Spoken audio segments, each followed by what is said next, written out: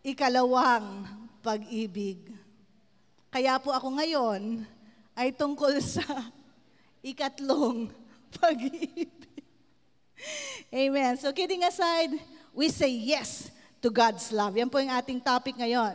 Because our lives is about the good and the bad that may have happened to us. Ang ating mga buhay, may mga magagandang nangyayari. Tama po ba? Sino po dito ang mga may magagandang nangyayari sa kanyang buhay? Tas ang kamay. Wow, praise the Lord. Hallelujah.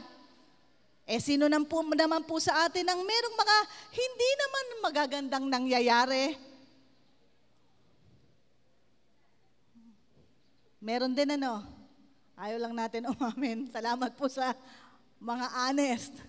You know, ang ating mga buhay, hindi naman yan palaging all too smooth, all too perfect. Siyempre, may mga rough roads din tayo. Tama po ba? May mga challenges tayong dinadaanan, hinaharap, na pagtatagumpayan, and we thank God about it. But that is not the basis of our love for God. No, kung tayo ay masaya o malungkot, hindi rin yan ang basihan. Kung mahal natin o mamahalin natin ang ating Panginoon. Kung maglilingkod ba tayo o hindi. Kung may pera ba tayo ngayon o kung wala tayong pera, is also not a basis of us loving our God. Agree po ba kayo doon? Ay salamat sa Panginoon. Sabi po sa 1 John chapter 4 verse 10 in the New International Version, it says there, this is love. Ito daw po ang pag-ibig. Not that we loved God, but that He loved us and sent His Son as an atoning sacrifice for our sins. Ito daw po ang pag-ibig ng ating Panginoon, hindi dahil sa mahal natin siya. Look at this statement in the scripture. Hindi naman dahil sa dinidisregard ng Panginoon kung mahal natin siya o hindi. Of course, it is important for the Lord. Gusto ng Panginoon na mahalin natin siya. Pero the scripture is saying na hindi yung pagmamahal natin ang sumusukat sa kanyang pagka-Diyos. This is love. Ito daw ang totoong pag-ibig at itong pag-ibig na sinasabi ng Biblia, not that we loved God, but that He loved us. Kung hindi gayon na ang pag-ibig ng Panginoon sa atin, siya talaga ang in love sa'yo. Sabihin mo sa katabi mo, in love sa akin si Lord. Oh yes! My God is so in love with me. Amen. Hindi ba kayo natutuwa na ang ating Panginoon ay mahal na mahal tayo? Alam nyo, kahit na minsan tayo nagkukulang, buti na lang siya ang unang nagmahal sa atin. Sabi sa 1 John chapter 4:19, New King James Version, we love Him because He first loved us. Sa totoo lang, una namang nagmahal ang Panginoon talaga sa atin. Amen. So kahit na tayo ay nagdidesisyon na mamahalin natin ang Panginoon, mahal tayo ng Panginoon. Kahit na nga nung nagwawala pa tayo at wala pa tayo sa Lord, at tayo ay malayo pa sa Panginoon, hindi nga natin siya kilala noon Yet the Lord loved us. He loved us first. Nauna si Lord. Amen. Just like any love relationship, ours need to be tested and proven. Yung ating pag-ibig sa ating Panginoon. Kasi wala naman talagang problema as far as the love of God is concerned. The Bible is saying to us na nauna siya. He already gave sacrificially His Son as an atoning sacrifice for our sins. Naunang nagmahal, naunang nagbigay, naunang gumawa ng move ang Panginoon para sa iyo at para sa akin. So dun sa katotohanan na yun, relationship is always two-way. Dalawang bahagi yan. Tama po ba? Dalawang side. Okay? So, if we're talking about our love relationship with God, as far as God is concerned, walang problema sa ating Panginoon. Mahal tayo ni Lord, ay salamat na lang. Ang Panginoon, unang nagbigay sa atin, ay thank you Lord. Ang Panginoon, unang umabot sa atin. Bagamat marami sa atin nga, ayaw pa nga magpaabot kay Lord, habang inaabot, lalo pang lumalayo. But God, because He first loved us, ito yung kanyang mga ini-offer sa atin. Pero on our side of the equation, our side of the coin, yung flip side, Yung kalahating bahagi ng relasyon na to is our side, our part, yung bahagi natin. May bahagi tayo dyan. Sabi mo nga sa sarili mo, bahagi ko. My part of this love relationship. Yung part natin needs to be proven and needs to be tested. Kasi kay Lord, tinest na. When He became willing to give His Son as a sacrifice for our sins. Nung ang ating Ama sa Langit, Kanyang isinugong Kanyang anak dito sa lupa, ibinayubay sa krus ng Kalbaryo kahit wala namang kasalanan. Kaninong kasalanan yung pinagbayaran ng anak ng Diyos anak sa krus ng Kalbaryo? Di yung kasalanan ng buong sanlibutan na mga taong nakakakilala o hindi sa Kanya, nagmamahal o hindi sa Kanya, naglilingkod o hindi naglilingkod sa Kanya. God paid for everyone else's sin at the cross. So papaano God? God, He is the great initiator. He is the great source. He's the author of our faith, of this relationship, of this love. Siya yun lahat. He is our great advocate. Diba, tagapagtanggol natin yan. Kasi mahal na mahal tayo ng ating Panginoon. Kahit na tayo mali. Kahit na tayo minsan ang palpak. Kahit na tayo minsan, talaga namang may kasalanan. He is our advocate. Sino po sa inyo dito ang nagmamahal, taas ang kamay? Sabi ng iba, ayoko magtaas kasi katabi ko yung crush ko. Obvious. Hindi naman patungkol sa crush. Basta you know how to love. Amen. No, tayo ay nagmamahal. Whether mahal natin magulang natin, anak, lola, lolo, kaibigan. Doesn't matter. The question is, sino ba sa atin dito ang nagmamahal? Taas ang kamay. Amen. What do you feel about this? Ano bang nararamdaman ng isang taong nagmamahal? How do people love and how do people love God? Paano ba magmahal ang tao? Diba? Pag nagmamahal ang mga tao, ano bang ginagawa natin? Nagbibigay tayo ng mga flowers,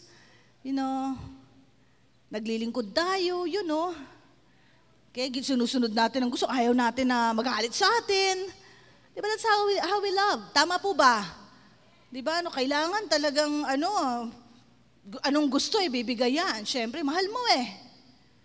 Sino po dito ang mga magulang? Yung mga parents, hindi yung magulang lang. Salamat po sa mga magulang, parents na nandito.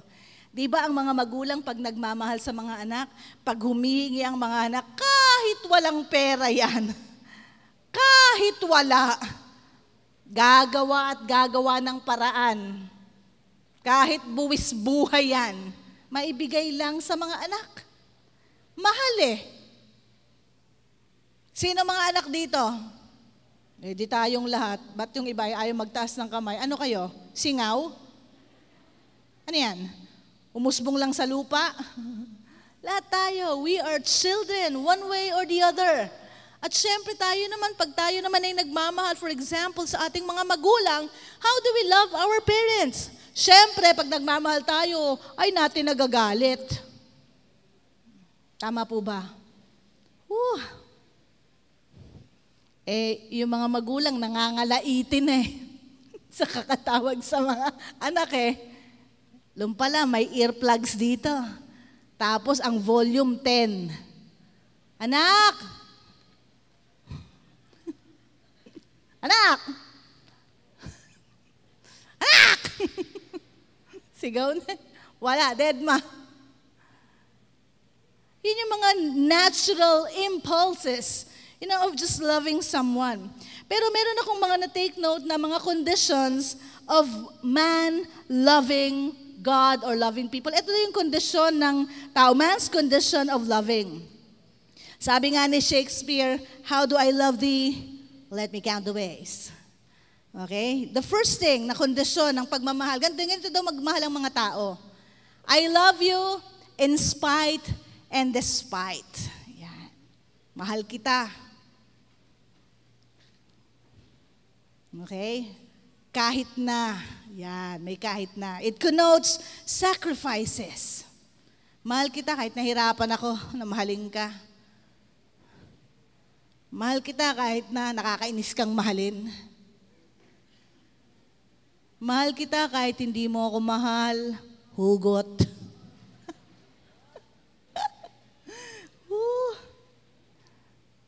I love you nga eh. Number 2, I love you because. Mahal kita kasi. Mahal dahil may dahilan. Mahal kita kasi siguro dahil kaya mo naman din akong mahalin pabalik. Mahal kita kasi galante ka. Mahal kita kasi sinusunod mong gusto ko. Mahal kita kasi, may kasi. Number 3, I love you in as much as. Mahal kita kagaya ng. Paano mo ako minamahal? You know, you're reciprocating. Diba? Yung mga tao ganun naghahanap ng pagmamahal, kagaya ng paano sila magmahal. I love you in as much as. Kung paano ko magmamahal, yun ang pamantayan ng pagmamahal ko sa'yo. Pinaglilingkuran mo ako, paglilingkuran din kita. Pag hindi mo ako pinaglilingkuran, hindi kita paglilingkuran. Number 4, I love you although. Yan. Mahal kita, pero may ganitong sitwasyon. May bagahe, may bigat, merong konting limit, may konting hadlang, yan. Although nahihirapan ako, although may pasakit, mahal kita. Kahit hindi mo ako pinapansin, hugot na naman yan. Number 5, I love you but. Mahal kita, pero. May pero. Ibig sabihin may kondisyon. Mahal kita, pero kailangan ganito gawin mo. 1, 2, 3, 4. Mga tao pag nagmamahal, pero may pero. Number 6, I love you or else. Mahal kita, sa pilitan yan. Kung hindi, ikukulong kita. Pag hindi mo ko minahal, bibiting kitang patiwarek. Yan na may or else. Okay, kailangan mahalin mo ako. Ito yung mga pagmamahal na sapilitan. But you know, as far as the love of God is concerned, God's love is unconditional. Walang ifs, walang buts, walang in spite, despite, because, inasmuch as, although, but, wala. Mahal lang tayo talaga ng Panginoon. Sabi sa Romans chapter 5 verse 8, New King James Version, but God demonstrates His own love toward us, that while we were still sinners, Christ died for us. Ito daw ang ultimate na demonstration ng pag-ibig ng ating Panginoon sa atin, na kahit na makasalanan tayo, mahal tayo ng Panginoon. Sino po sa inyo dito ang hindi na nagkakasala? Taas ang kamay. Mag-ayos lang pala ng buhok. Kahit man ako, hindi ako magtataas ng kamay. Because one way or another, kahit paano nagkakasala pa tayo sa ating Panginoon. But it never disqualifies us sa pag-ibig ng ating Diyos. Hindi porke nagkasala ka ngayon, hindi ka na mahal ng Panginoon. Tandaan mo yan. Amen. Na for example tayo, may kapalpakan tayong ginawa kay Lord, doesn't mean na hindi ka na mahal ng Panginoon. Ganon niya tayo minamahal Praise God. Mabuti na lang ang ating Panginoon, ganon ang klase ng pag-ibig nang meron siya sa atin. Willing nga siya na ninoffer ang buhay niya sa'yo. Tingnan mo nga yung katabi mo. Tingnan mo lang itsura niyan. Tingnan mo. Kung sabihin ko sa'yo ngayon, napapatayin ka dahil dyan sa katabi mo. Pambira naman, pastor. Ba't naman ako papatayin dahil sino ba itong katabi ko, no? Suntukin ko ba yung katabi ko? Kung siya naman na magiging dahilan para akong patayin, papatayin ko na yung una. But you know, Christ died for you and for me. Unconditionally. Hindi niya sinabing, ilahandog ko lang yung buhay ko doon sa mga taong mahal ako. Pero yung mga hindi ako mahal, naku, bahala na silang mamatay sa dagat-dagatang apoy. No, God did not say that. While we were still sinners, habang tayo'y malayo pa sa Panginoon, habang hindi mo pa kilala si Lord, hindi ka pa nga umaawit kay Lord, pag nagpe-praise and worship nga, sumasabit pa yung kamay mo, ayaw mo pa itaas. Mahal ka ni Lord. It is simple as that. The Lord love you. Sabi nga sa John 15:16, Diyos sa unang praise doon, you did not choose me, but I chose you. Hindi naman tayo ang nagpili sa Panginoon. Siya ang pumili sa atin. What a privilege na ikaw at ako ay mahal ng Panginoon. Hindi niyo ba nararamdaman, wow, Lord, I'm so special. Mahal ako ng Panginoon. Ewan ko sa inyo. Sino dito ang alam mong mahal ka ng Panginoon? Taas ang kamay. Amen. You should know that. You should know that by heart. Lord, mahal mo ako. Thank you, God. Mahal mo ako. Mahal ako ng Panginoon. Hindi dahil sa gwapo ka, o maladiyos ang iyong kagandahan. It is never that. Hindi porke mayaman ka, o ikaw ay nagdaraw, kagaya ng sinabi ni Pastor Albert na konsepto ng relihiyon na to be poor is to be nearer to God, ay mas mahal ka ng Panginoon. Hindi ibig sabihin na matalino ka, o ikaw ay mangmang, ay mas mahal ka ng Panginoon. Baka sa scripture, ginagamit ng Panginoon ng mga mangmang. Huwag mo masyadong gasgasin yung mangmang. Dahil yung mga mangmang na sinasabi ng Biblia ay hindi nananatiling mangmang. Sapagkat kung ikaw ay may Kristo, kung dati kang mangmang, pag meron ka ng Panginoon sa buhay mo, patatalinuhin ka na ng Panginoon. Amen. Hindi ka mananatiling mangmang for life. Amen. God chose you. God chose me. Wow, pinili tayo ng Panginoon. So how do we rightly respond to this love of God? Kaya nga yung title natin, I pray and we say yes to the love of God. Number 1, we love Him with all our heart. Mahalin natin ang ating Panginoon ng ating buong puso. Sabi sa Mark chapter 12 verse 30, and you shall love the Lord your God with all your heart, with all your soul, and with all your mind, and with all your strength. This is the first commandment. Na mahalin natin ang ating Panginoon ng ating buong puso, ng buong kaluluwa, ng buong kaisipan, at ng buong kalakasan. Mahalin daw natin ang ating Panginoon. Ito ang unang pinag-uutos sa atin ng Diyos. We love God with all our heart. Sino nga uli nagmamahal dito kay Lord? Tas ang kamay.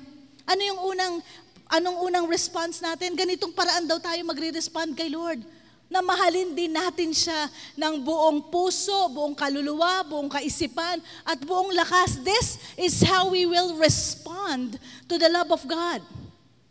Mahal natin siya buong buo. Hindi yung mahal natin ang Panginoon konti. Hindi po nanghihingi ang ating Panginoon ng pag-ibig nyo at pag-ibig ko nakapraso o pinagtirahan ng oras natin. The Bible is saying that this is the first commandment. Kung mahal mo ang ating Panginoon, mahalin mo siya ng buong puso, buong kaluluwa mo, buong kaisipan mo, buong lakas mo. That's how we will respond to the love of God. Hindi yung kung kailan lang tayo may fragment. Alam niyo yung fragment? Kaparaso, kakurot ng ating mga oras at panahon. Kung kailan lang natin maalala, ay, may Lord nga pala. Ay, o nga pala, may Lord nga pala. Kung kailan mo lang maalala, is that the way we will respond to God? No, the Bible is telling us with all. Sabihin nyo nga all. Lakasan nyo all. Lahat ng iyong buong pagkatao. That is how we will love God. At kung ganito tayo nagmamahal, we love Him because we want to please Him. Gusto natin siyang malugod sa atin. Kaya nga buong lakas, buong talino, buong kaluluwa at buong pag-ibig natin, puso, lahat sa ating Panginoon kasi gusto natin malugod si Lord. Amen. Gusto natin na lahat ng gagawin natin, gusto niya, matutuwa siya sa atin. Amen. May dalawa naman tayong option. Gusto natin matuwa o gusto nating mainis. Have you ever tried na meron kayong pinagagawa to someone? Nasubukan nyo na ba yun na meron kayong pinagagawa? For example, Probably, tauhan ninyo sa opisina, o anak nyo kaya, o kaya man kapatid nyo, o kaibigan nyo, meron kayong pinagagawa, o ipinakiusap na gagawin niya, tapos hindi niya ginawa. Anong mararamdaman mo? Hindi niya, pinakiusap mo pa yun. Buwis buhay ka pa doon. No? Tapos, hindi niya ginawa. What will you feel? Anong mararamdaman mo? Siguro you will feel dismayed. Alam mo yun, yung kakawalang gana naman. Pinakiusap ko na eh. Hindi naman ako pinagbigyan. Naramdaman niyo po ba yun? O ako lang ang nakakaramdam niyan? Ay, salamat po. Diba minsan, pag hindi nabigay yung gusto natin, nakakadisgusto naman yung parang kakadisappoint. Diba? Ganun din nararamdaman ng Lord eh. Bagamat ganun na lang talaga yung pag-ibig niya sa ating lahat, na minsan may pinagagawa ang ating Panginoon, di natin nagagawa. But because He loved us so much, haba ng pisi ng Panginoon. For example, nanliligaw ka. Eto na. Ito na tayo sa topic na to. Di ba yung mga manliligaw nga dyan, nire-research pa nga dahil gusto mong malugod siya Gusto mo na ma-win itong taong ito. Naku, ipagre-research pa niya yung favorite na chocolates. Yan Ano kayang paboritong kulay ng bulaklak? Ano kayang favorite niyang bulaklak? Siyempre kung naliligaw ka, nag-e-effort ka, hindi ba? Alam nga naman kung ano yung madaanan mong bulaklak dyan. Pinitas mo. Ito, bulaklak ng kalachuchi para sa'yo. Yahambalos yun sa'yo Kung nire-research niya pa yan. Ano kaya ang favorite food? Wow! Naalala ko noon, may nangliligaw sa akin, binigyan ako spaghetti. Parang alam ni Ninang Linda yon. Na-food poison po ako sa spaghetti. Kaya naman pag nakakita ako ng spaghetti, spaghetti, ura-bara-bara-bara. Anim na araw ako sa ospital, parang hindi ako madadala sa spaghetti. Mambihira. Binigyan ako ng spaghetti, nagpadala sa office. Naku, sabi ko, talagang gusto yata ng World War I. Siyempre, pinagre-research pa, hindi ba? Kung ano yung gusto ng kanyang sinisinta. Anong favorite na color? Wow, saan kaya ito? Nag-hangout, yan. Di ba, no? Ang hangout pala, favorite Starbucks. Pinadalahan mo ng kape barako. Yung sa kanto lang. Yung nasa vendor lang. Siyempre, nag-e-effort ka. Gusto mong matuwa hindi ba? You want an approval. You want a nod on the head. You want a pat on the shoulder. You want an affirmation. Wow, nagustuhan ko to. Amen. Ganon din ang ating Panginoon di ba? Pag tayo daw ay magre-respond sa pag-ibig ng ating Panginoon, wow! Gusto natin malugod din natin ang ating Panginoon. Gusto rin natin na sabihin sa atin ng ating Panginoon, well done! Wow! Gusto ng Panginoon, very good my children! Gusto ng Panginoon, pagka may ginawa tayo sa Kanya na nakakalugod sa Kanyang puso, wow! He will shower us with His blessings. Praise God! Diba? Hindi yung itong pinagagawa ko, sabi ko, anak, kanan, kaliwa ka ng kaliwa Sabi ko, abante, panay naman ang talikod mo. Diba? That's how we respond to the love of God. We want to please God. We want to love Him with all of our heart, our mind, our soul, and everything in us. The second way that we will rightly respond to the love of God is that we gladly obey His word. Alam niyo ba, ang salita ng ating Panginoon ay hindi naman para sa Kanya. The Bible, all 66 books of it, ay hindi naman sinulat para sa Kanya. Kanya nga galing yun It is directed para sa atin. Para saan yan? God's Word is written for us to follow, para sundin. Bakit? Para sa iyo yan Para sa ikabubuti nating lahat yan. Sabi sa 2 Timothy chapter 3, verses 16 to 17, all Scripture is given by inspiration of God and is profitable. For what? For doctrine, for reproof, for correction, for instruction in righteousness, that the man of God may be complete, thoroughly equipped for every good work. Para saan daw ang salita ng ating Panginoon? Para sa iyo, para sa akin. Para kumita ka, para malumago ka, para magkaroon ka ng mas maayos na buhay. For profit. So that you will be equipped in every good work. Sa lahat ng pangangailangan mo ay maiprovide sa pamamagitan ng salita ng Diyos. Kaya kung nangangailangan kayo ng kwarta, sino nangangailangan ng pera dito? Taas ang kamay, sa totoo lang, thank you so much. Andyan po ang Biblia. Isinulat po yan para tayo ay pagpalain. Sino po dito ang nangangailangan ng kagalingan sa kanyang pisikal na katawan? Nandiyan po ang Biblia. That is the word of healing. Sinong may mga kaguluhan sa ating mga buhay? Nandito po ang Biblia, the word of God, speaks about restoration, speaks about the peace of God that surpasses all understanding. Nandito lahat yan. Para po sa ating lahat. It was never intended for God. Kanya na nga galing ito. The third thing is that we willingly serve Him. Na tayo daw ay bukal sa kalooban, kusang loob na maglilingkod sa Panginoon. Ano yung unang response natin sa ating Panginoon? We love Him with all our heart. The second thing is that what?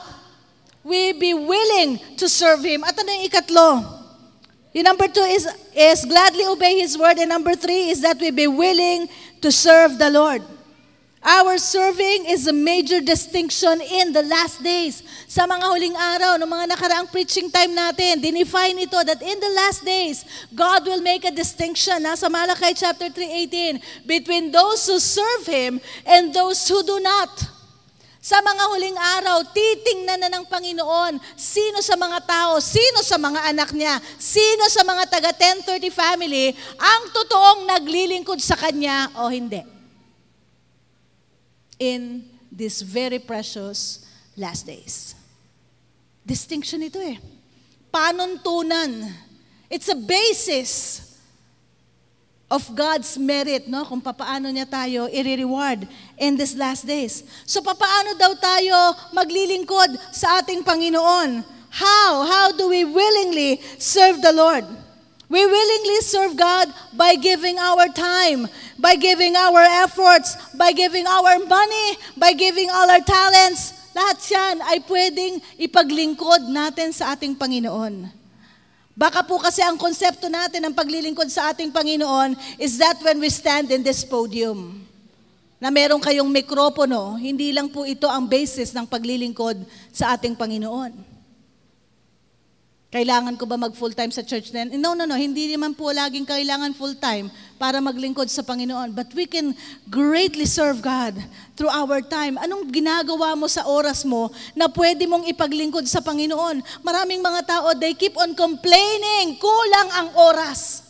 Lagi nilang sinasabi, Pastora, ang gabi ay ginagawa kong araw at ang araw ay ginagawa kong gabi. Naks. Sobrang busy ako. But I'm sure if you will be wise to look at the breakdown of your time, meron kang pwedeng magawa na paglilingkod sa Panginoon during those, kahit na maliit na precious time mo. Yung ba namang meron kang nakasabay dyan, no, na sa palagay mo ay nangangailangan ng prayer. Pinag-pray mo, kilala mo yun o hindi. Wouldn't take 5 minutes of your precious time. Naglingkod ka na kay Lord. May tao pa po ba?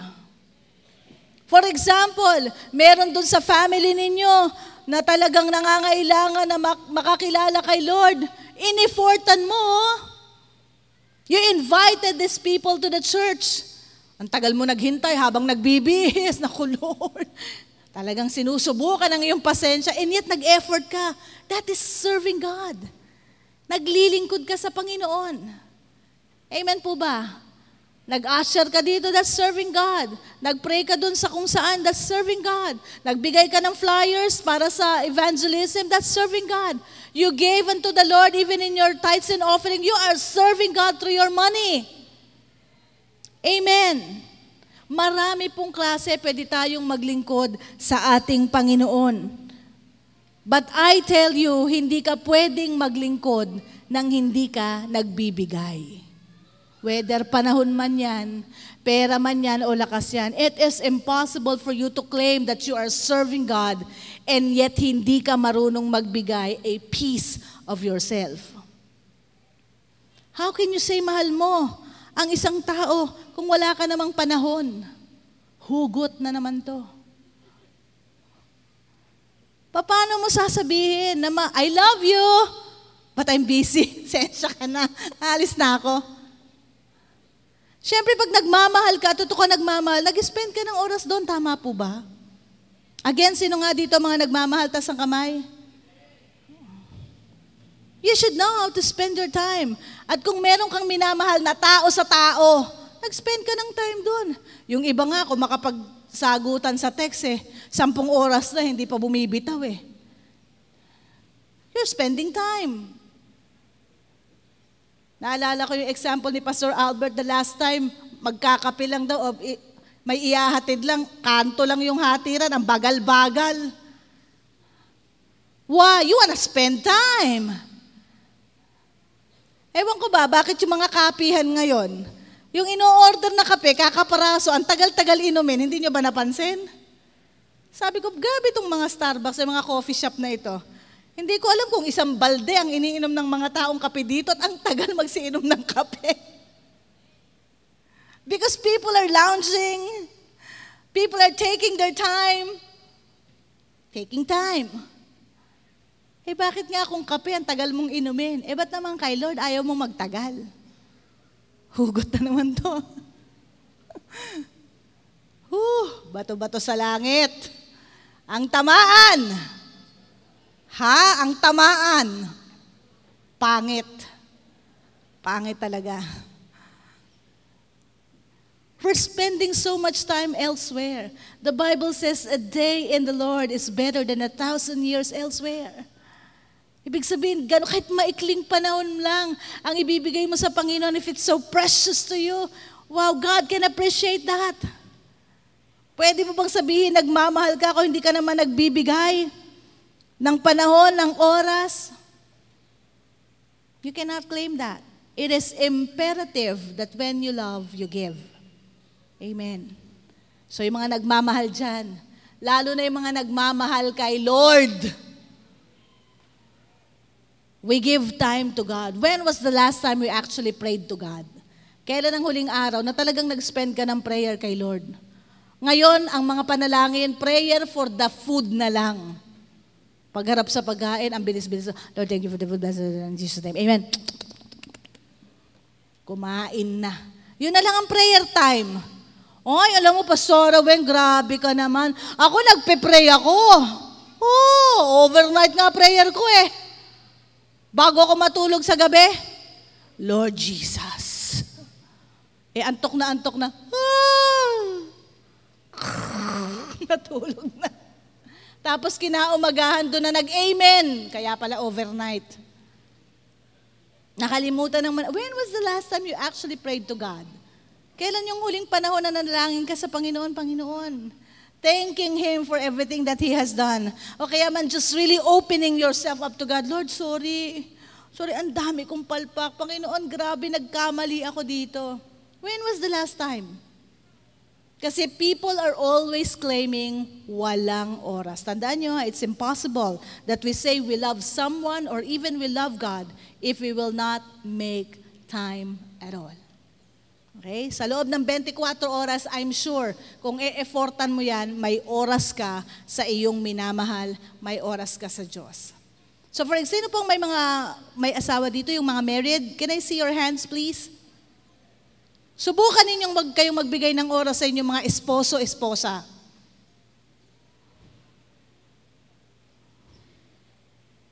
I'm sure, World War I yan.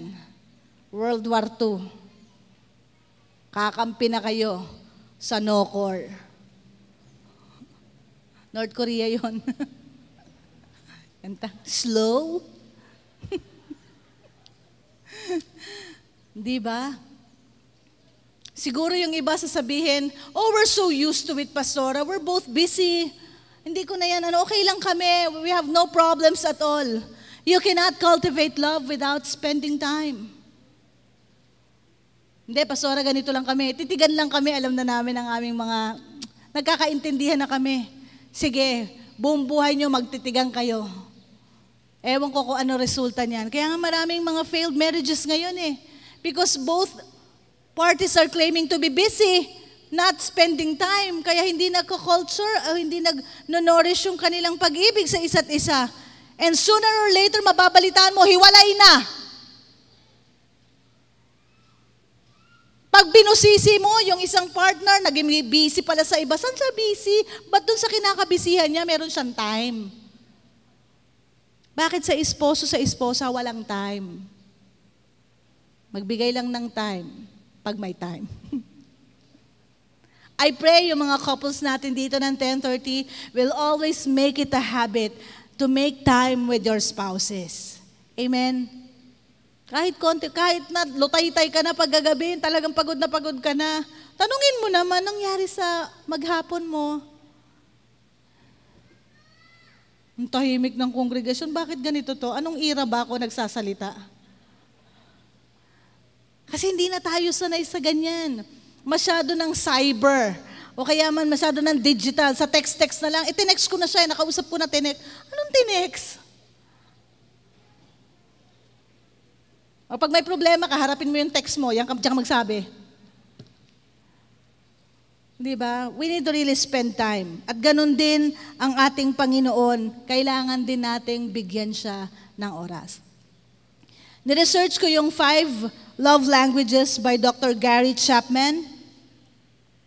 At pwede natin tong i-parallel, no, sa paraan kung paano tayo nagbibigay ng pag-ibig sa ating Panginoon. There are 5 major love languages na we can, see wisdom in this inputs, no, by Dr. Gary Chapman. The first one is word of affirmation. Meron daw 5 lengguwahe ng pag-ibig ang mga tao. So pwede, kung lingwahe natin to, pwede natin gawin sa ating Panginoon. Because ang topic natin ngayon is how we respond to God. And we say yes to it. Okay, the first one is word of affirmation. Anong word of affirmation? These are verbal compliments. Mga words of appreciation. These are powerful words. Sanay na kasi ang mga tao ngayon magbigay ng mga negative words.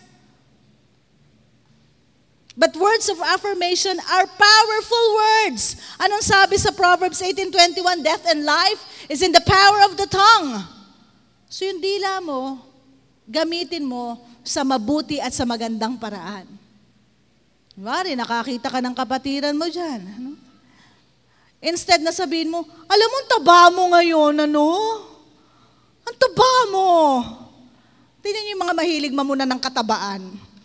Ito, hugot to Sa palagay niyo ba yung pinupunan yung mataba, hindi nila alam na mataba sila? Kailangan niyo talaga pang sabihin. Yan tayo Pero yung mga mahilig ng magsabi ng mataba, mas mataba. Talagang nangunguna lang para hindi siyang masabihan. Imbes na sabihin, oh, you look good today. That is powerful. No? Alam mo, pangit ng gupit mo ngayon, ano? Sino naman ang gustong kausap ang mga taong ganyan? Pag nakita ka, alam mo, hindi bagay sa yung kulay na yan. Pangit, no? Ang pangit. Naku, alam nyo, mga tao, pag nakita kayo, iiwasan ko, eto na naman siya. Para ka ng assassin. Naiiwasan, yung verbal assassination. Na instead na verbal compliment or affirmation, naku, napakagaling ng dila maglait. O kunwari, nakita namin ako, ay sis, ano yung bagay sa'yo? Ang ganda. Ganda. Pagtalikod, pangit naman Pangit. Yung bagay talaga sa kanya, plastic, ano? Words of affirmation. Nakita mo yung anak mo. Imbes na sabihin mo, ikaw wala kang kwenta ba't naman ganun? Diba? Sabihan mo ng mabuti. Anak, you will do great someday. Yun. Di, pastora, kung hindi mo lang alam talaga, naku, may kahinaan talaga ulo ng anak ko eh. Eh, ba't kaya mahina ang ulo? Ay, nako. Kunwari dito, yung mga pastors, effort yan pag nagagawa po kami ng preaching. Wala akong nagagawa ng preaching dito ng 1 minute lang. Effort po yan. Minsan hindi pa na kami natutulog sa kakagawa niyan. Para pag himarap kami sa inyo, nag-deliver kami ng Word of God, hindi nyo kami tulugan. Pagbaba ng pastor, sasabihin, Pastor, alam mo, na-bore ako sa preaching mo eh. Hindi man na-encourage yung pastor, Pastor, you did great today. Eh, alam mo naman ako, pastora, hindi ako plastic. Talaga naman boring yung preaching niya eh. Eh, di kayo kaya dito?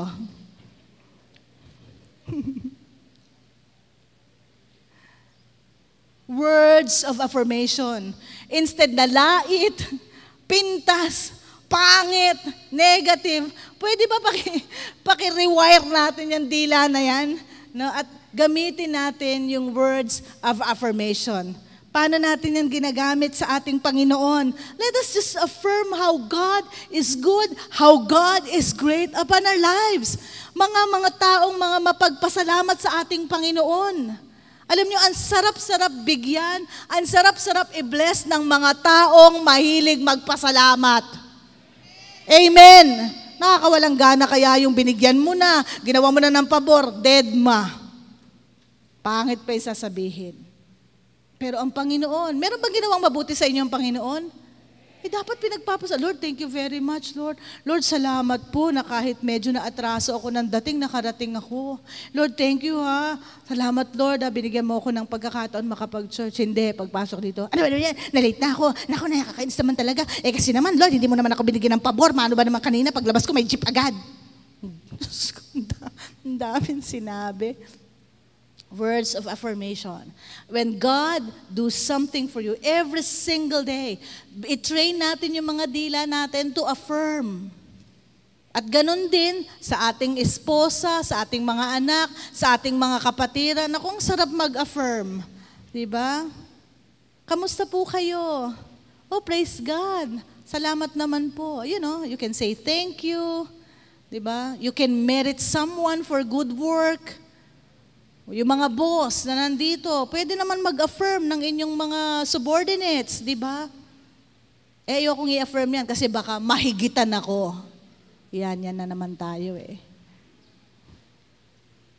Pag nga tinapik mo yung mga yan, lalo pa yung magsisipag.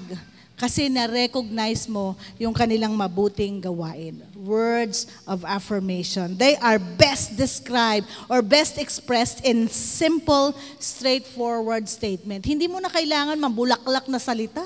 Huwag ka namang straight to the point. You know you're good. Maganda yung tugtog nyo. Maganda yung teamwork ninyo. That's good. Yung mga ganon.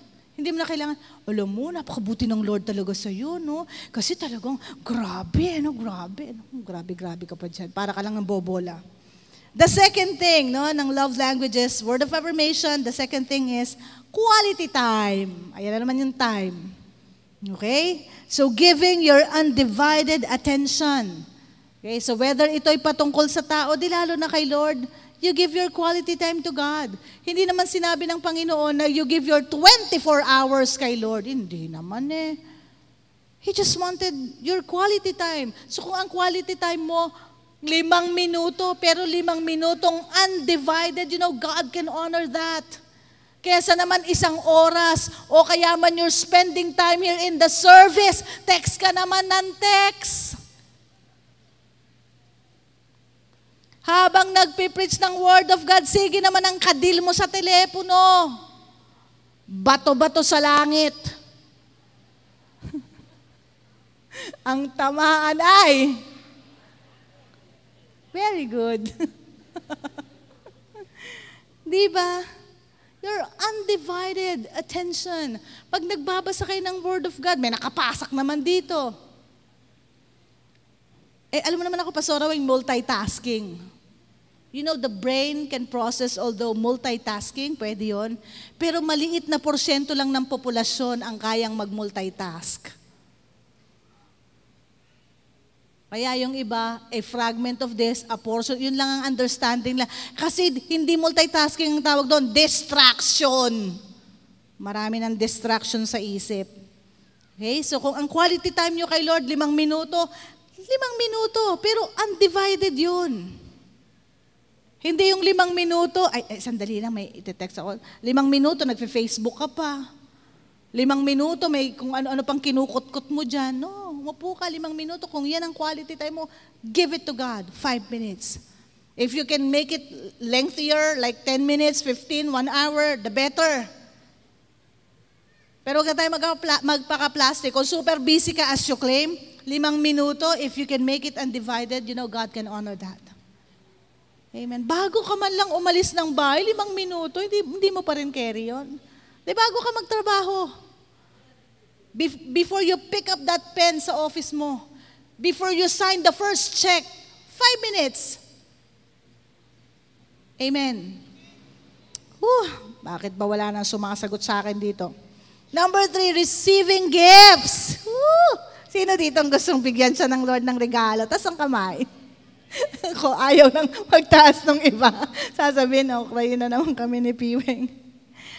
One of the love languages is receiving gifts. Pag nakakatanggap tayo, amen, talagang it warms our heart. Sino bang ayaw ditong makatanggap? Sino dito gustong tumanggap kay Lord? Taas ang kamay. O, di ba? Tamang wiring lang ng isip. Talaga naman gusto natin tumanggap. At you know, pag when you're receiving gifts, no, nagbibigay ka at ikaw ay nabibigyan, it warms your heart. Diba, nakakataba ng puso, nakakatuwa, nakakagalak sa ating mga puso. A gift is something you can hold in your hand. Ibig sabihin, something tangible. If you want to express your love through gifts, something tangible. Diba? O hindi, alam mo naman ako, ang gift ko dun sa a gift of love. Kumuha ka ng kahit na dyan na pwede mong ibigay sa kanya na maa-appreciate niya. Yung iba naman kasi nagbibigay ng gift, hindi naman na-appreciate nun kasi kung ano-ano lang, pinutol na sanga o kaya man kung anong dinampot doon na mukhang basahan.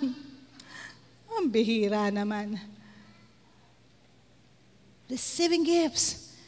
A gift itself is a symbol of your thought.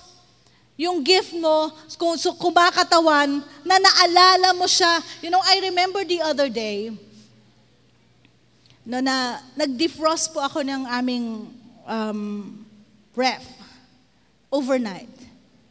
So dahil sobrang kapal na ng yelo, the morning, basa na yung floor. So I didn't know that. You know, my husband, before I came down, nilinis niya na. Nilinis niya na. Kasi iniisip daw niya, pag bumaba ako, hindi ko magugustuhan yung sahig. So I was touched, hindi dahil sa pinagligpit niya ako ng dapat ako ang gumawa. I was touched by the thought na naisip niya yung iisipin ko. Amen. Wow. Diba? So yung mga gift na yan, no matter how valuable or not, it's the thought indeed that counts. Yung naalala ka. Wow. Alam mo, favorite niya tong cupcake na to eh. Binigyan mo ng isang cupcake. Matutuwa yun. Meron ba naman binigyan na, ano ba naman yan? Iba namang klase yung mga ganun, ano? Binigyan mo na hindi pa masaya. Yun yung mga nakakainis bigyan. Huwag nyo lang binibigyan yung ganun. But as an expression of love, receiving gift is indeed a powerful expression. And how do we give that to God? No, we give to God our tithes and our offerings. Amen. Nagbibigay tayo sa ating Panginoon. Something tangible, I tell you. Something na nahahawakan ng ating mga kamay. Anong binibigay natin sa Panginoon? May giving time tayo dito sa church. We're teaching you about giving. We are never depriving you of that very thought that you can be prospered by God through your giving. Mapalad tayo, nandito tayo sa church, na hindi kami intimidated na ituro ang pagbibigay. Hindi ho namin pinipilas yung Malakay chapter 3:10. Because we love you and we want every one of us here to experience the goodness of God through our giving. Amen. So what do we give unto God? We give unto the Lord. Yung tithes natin, yung offering natin, when we do partnerships at the seed, when we do our donations, we give unto the Lord. I would like to overemphasize that, unto the Lord. So kung meron kayong may mga nagla-love gift dyan, maraming salamat. You give unto the Lord. Tama-tama, isang pribilehiyo ito na makuha ko rin, no, na ipagpasalamat. You know, ang congregation ng 1030 is a very generous congregation. Nagpapasalamat po kami mga pastor sa inyong generosity. One way or the other, pag kayo po ay nagbibigay sa amin, we really appreciate first and foremost the Lord. Because it is the Lord. Hindi naman talaga kayo magbibigay sa amin dahil kami. Tama po ba? Kaya naman kayo nagbibigay sa amin bilang inyong mga pastor, hindi dahil natuwa kayo, ang cute kasi ng mga pastor. You give unto the Lord. Amen. I'm sure wala namang nagbibigay dito so that masusumbat nyo sa amin. Tama po ba? Wala naman po sanang nagbibigay dito kasi para maisumbat ko dyan sa pastor na yan, ako'y nagbigay. Wala naman po sigurong nagbibigay dito para utangin namin ng loob sa inyo ang inyong binibigay. Tama po ba? We give and we receive as unto the Lord. Amen po ba? And this is powerful expression of love. Amen. Nag-appreciate tayo in terms of material things, and this is also powerful. Nakakataba po ng puso. And your giving will result in our thanksgiving to God. Nasa scripture po yan. Sa inyong pagbibigay, ipagpasalamat namin sa Panginoon. Amen. Indeed, our giving can glorify the Lord. Praise God. So the fourth thing is acts of service. No, yung mapaglingkod tayo, naglilingkod tayo sa ating Panginoon. We seek to please God or to please people by what? By serving, by helping out. Amen. No, isa sa mga expression ng ating pagmamahal. Mahal natin ang Panginoon. That's why we serve God. Tama po ba? Ministry is a result of your overflowing love of God. Hindi po pwedeng mag-ministry o pumasok sa ministry na ikaw kulang ka pa sa pag-ibig ng Panginoon. The reason why you do ministry is that nag-uumapaw ang pag-ibig mo sa Panginoon such that you want to share this love to others. Ayan, nandyan yan sa ating purpose, to love God and to love people. Dahil sobrang mahal mong Panginoon, you can also love people. Gusto mong lingkuran ang ating Panginoon, kaya mo ring paglingkuran ang iba. An overflow expression of our love relationship to God. Ministry. Amen. Sino po dito ang mga nasa ministry? You know, the Lord will bless you. Amen. Kung kayo ay nasa care group, no, pag after the service, nagjo-join kayo sa care group na yon, that's ministry, by the way. Uy, paano naging ministry yung Pastor Ruing? Umupo lang kami, naghagigikan nga kami. Ministry na? Oh, who knows, yung tawa mo, naging blessing na doon sa malungkot sa grupo mo. That's ministry. Yung prayer mo, yung pakiki-amen mo habang may nananalangin doon, contributes to the answered prayer. That's ministry. Amen po ba? Maraming pwede tayong ipaglingkod sa Panginoon. We just need to open our eyes and heart of understanding for us to really appreciate na pwede natin itong gawin sa ating Panginoon, lalo na sa iba. And the fifth thing is physical touch. Amen. Though we cannot apply this to the Lord in terms of physical touch kasi His Spirit, Pero pwede natin itong i-express even in our love relationship with God through others. Anong sabi sa Matthew 25:40? Assuredly I say to you, inasmuch as you did it to one of the least of these, my brethren, you did it to me. So kung ginagawa natin ito sa iba, naglilingkod tayo sa iba, nang-i-encourage tayo sa iba, a pat on the shoulder, hinag natin yung isang umiiyak dyan, we're doing it unto the Lord. Amen. Lalo na sa ating mga pamilya, sa ating mga kaibigan. Kasi alam mo, Pastora, hindi ako lumaki sa yung touchy na it's okay kung hindi ka lumaki dyan. Pero I'm sure pwede mong matutunan to because this is also a powerful language of love. Alam niyo yung pag nagsishake hands yan, ilang testimony na ang meron tayo in this congregation na mga bumabalik na mga first-timers natin na na-bless dahil dyan pa lang sa gate na yan, ilan na ang kumamay sa kanila. Pagpasok niyo yung mga ushers natin, even kami mga pastor, lagi ako naka-station dyan, I am extending my hand saying, good morning po, good morning po, good morning po. Parang hindi ko pa i-record Good morning, good morning. Meron pa nga dyan, naabot ko yung kamay ko, lalagpasan ako. Sasabihin ko sa usher, ikaw na lang kumamay sa akin. Nilalagpasan ako Because it's powerful. That touch is powerful. It's an expression of love. Diba? Kaysa naman pumasok ka dyan, dire-diretso ka, wala man lang pumansin sa'yo, at lumabas ka na't lahat, wala pa rin pumapansin sa'yo. It speaks of something, you're not important in this congregation. Pero pag malayo ka pa lang, sinasalubong ka pa nga It means you are loved in this family of God. Amen. Hindi ba kayo natutuwa na kabilang kayo sa pamilya ng ating Panginoon? Amen. Palakpakan nga natin ang Panginoon. Praise God. So how do we respond to God? Ano ang ating pagresponde sa ating Panginoon? Of course, bago yung love languages, gusto natin na tayo ay magmahal sa Kanya ng ating buong puso. Sundin natin ang Kanyang mga salita. At ikatlo, ay tayo ay maglingkod ng buong puso sa ating Panginoon. I pray that we will respond yes to the love of God. Amen. Yes ba ang respond ninyo sa pag-ibig ng Panginoon? Kung yes ang respond ninyo, pwede ba kayong maanyayahan na tumayo? Tumayo nga ang mga nag-yes sa pag-ibig ng ating Panginoon.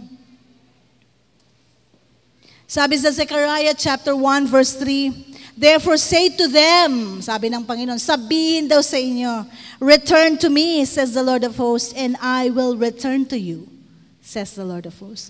Kung tayo ay magbabalik sa ating Panginoon, igbabalik natin ang pag-ibig natin sa ating Panginoon, magbabalik din ang mga pabor ng Panginoon sa ating mga buhay. Mahal natin ang Panginoon dahil hindi naman tayo ang unang nagmahal. Mahal natin siya because siya ang unang nagmahal sa atin. We love Him because He first loved us. Taas natin ang ating mga kamay sa Panginoon at tayo mag-express ng ating affirmation kay Lord. Let's do this activation.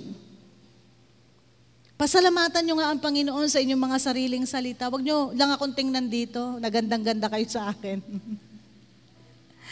Just, thank God sa buhay niyo. Lord, maraming salamat po sa buhay na pinagkaloob mo sa akin. Lord, thank you. Lord, sa mga blessing kong nag-uumapaw, thank you, Lord. Lord, salamat niligtas mo ako. Just say it, say it. Say it with your words. You close your eyes, wag na kayong tumingin sa iba, just say it. Kausapin niyo ang Panginoon. Words of affirmation. Let's just affirm God for everything that He has done in our lives. Panginoon, salamat at tapat ka sa akin. Sa mga panahon na hindi ako tapat sa iyo, tapat ka pa rin, Lord. And I am forever grateful for your love, Lord. Salamat po, Panginoon. Lord, thank you, pinatawad mo ko sa aking mga kasalanan. Salamat, Panginoon, Lord, na kahit na ako'y nagkukulang, sobra-sobra ka pa rin sa iyong pag-ibig sa akin. If we really are responding to the love of God, habang tayo nakataas ng kamay, at tayo ay nagsabi na ng ating mga affirmation sa ating Panginoon, At nais natin, na mag-renew ang ating pag-aalab ng yung passion natin sa ating Panginoon. Let's just continue to pray. Hindi na po ako magpapa-altar call dito. From where you are, let's just continue to confirm to God na, Lord, this day, pabayaan mong manumbalik yung pag-ibig ko sa iyo, yung init ko sa iyo. Lord, allow me to serve you and to serve you more. Allow me to love you with all my heart, O God. Lord, hayaan mo rin, Panginoon, Lord, na masunod ko lahat ng pinagagawa mo sa akin. Nothing selective. Walang etsapwera sa iyong salita. I want to do your will, O God. Lord, salamat po. At Lord, even, O God, Lord, yung ministry, gusto ko maglingkod sa iyo. Sino po sa inyo ang gustong maglingkod sa ating Panginoon? Just lift up your hands to God and say, Lord, it is I. Ako yan, Lord. Gamitin mo ko in any way you can use me. Use my lips. Use my hands. Use my feet. Gamitin mo na rin yung wallet ko, Lord. Yung talento ko. Yung oras ko. Yung hininga ko. Yung buhay ko, Lord. They are yours, so God. Thank you, Jesus. Let's just offer our lives to God. Taas natin ang ating kamay sa Panginoon. And let's just, you sing to God. Pumuri tayo sa ating Panginoon. Thank you, Jesus. All that I am, all that I have, I lay them down before you, oh Lord. Let's just worship. All my regrets, Let this be a song of prayer unto all God. my acclaim, An expression to the Him. joy and the pain, I'm making them yours. Lord, I offer my life to you, everything I've been through. Use it for your glory. Lord, I offer my days to you, lifting my praise to you as a pleasing sacrifice. Lord, I offer you my life. Let's just continue to sing this song as a confession. Things in the past, Yes, Lord, we're offering this to you. things yet unseen, wishes and dreams that are yet to come true. All of my hopes and all of my plans, my heart and my hands are lifted to you. Lord,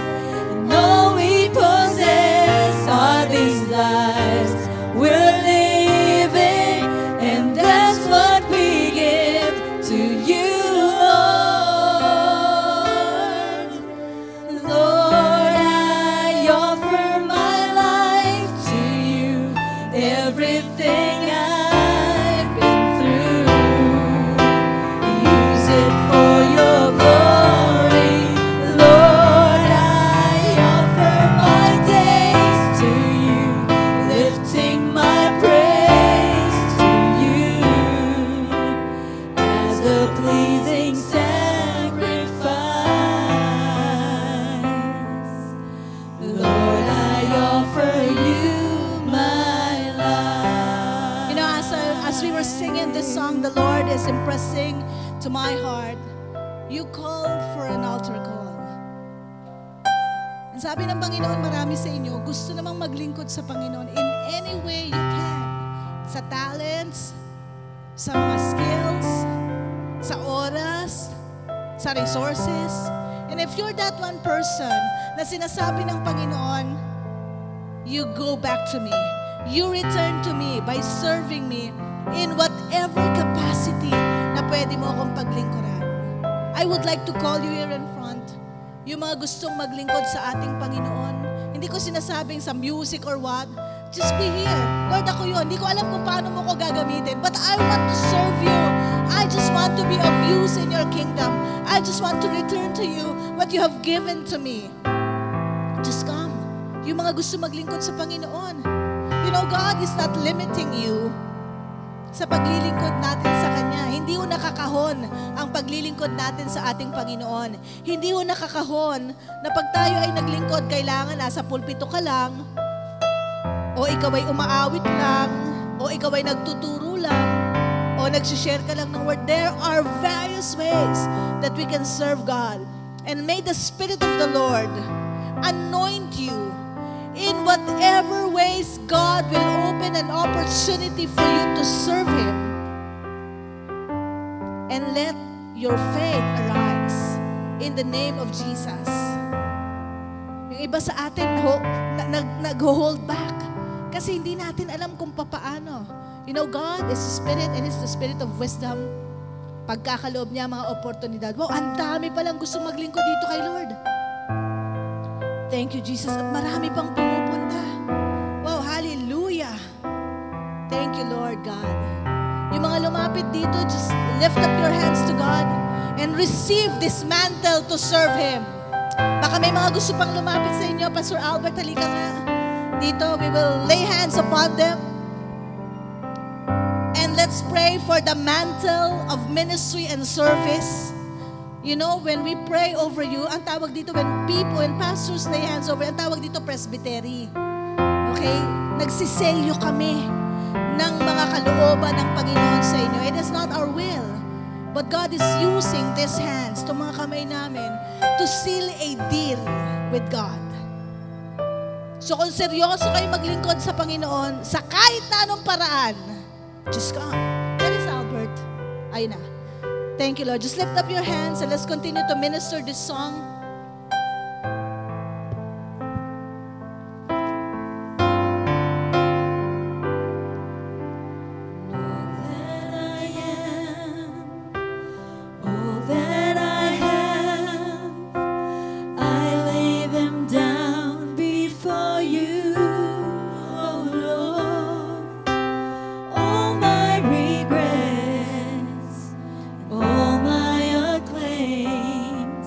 The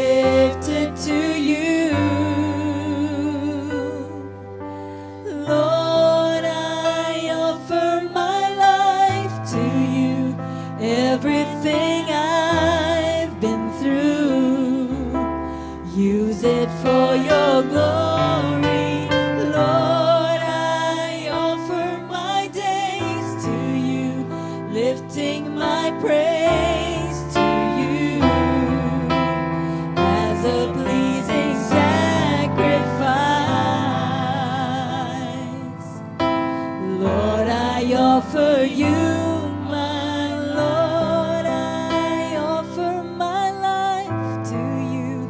Everything I've been through, use it for your glory. Lord, I offer my days to you, lifting my praise to you as a pleasing sacrifice.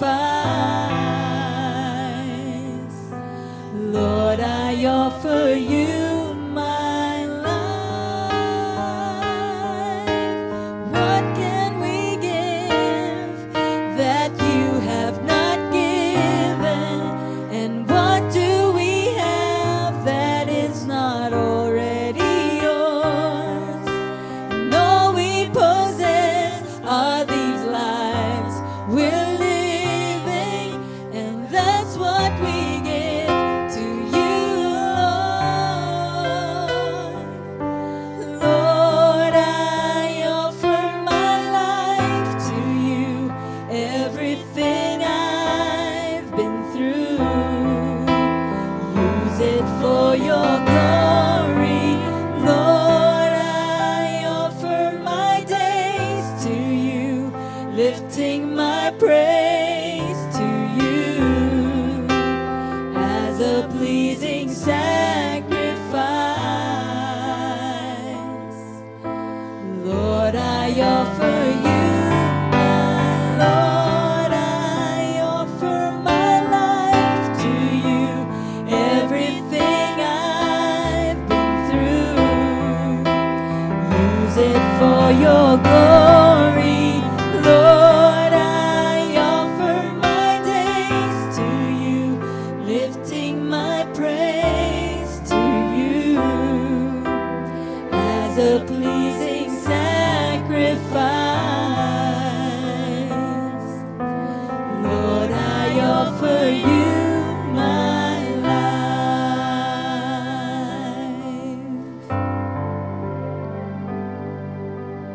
All that I am, all that I have, I lay them down before you, oh Lord. All my regrets and all my acclaim, the joy and the pain, I'm making them yours. Lord, I offer my life to you. Everything I've been through, use it for your glory. Lord, I offer my days to you, lifting